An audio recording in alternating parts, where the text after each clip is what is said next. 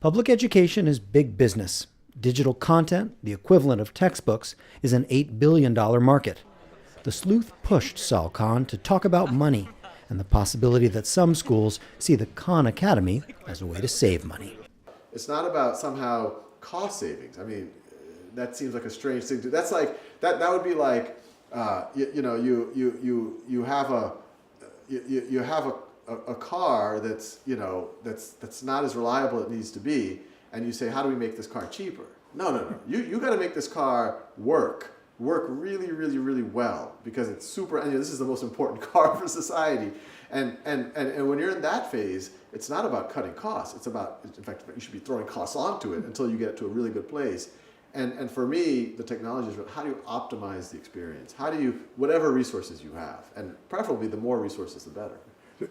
Do some folks, some school districts, come to you and say, we'd like to use the Khan Academy because we think we can make classes bigger? Yeah, no school districts in the U.S. have said that.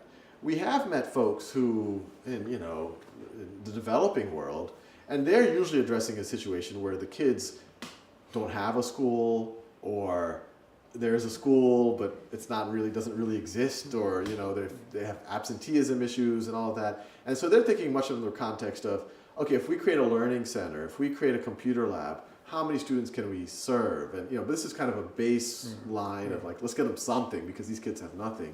But all the districts that we've worked with, all the charter school networks, public schools, private schools, none of our conversations have been around,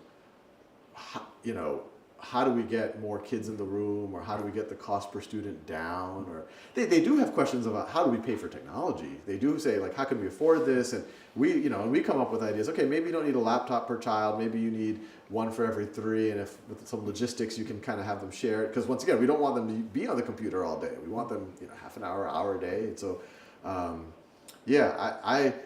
met. None of the school partners we've worked with have even hinted that they want to go in that direction.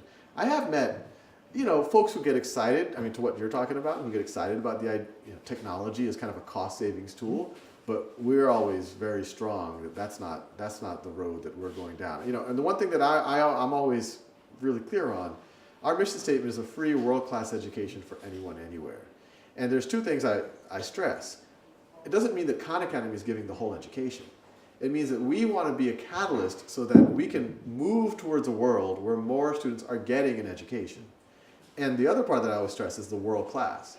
We're not saying a good enough education that can be delivered as cost effectively as possible that kind of barely gets students by. We're saying we genuinely believe that every student deserves a world-class education, and we want to partner with educators and schools and countries and whoever else so that we can move closer to that reality.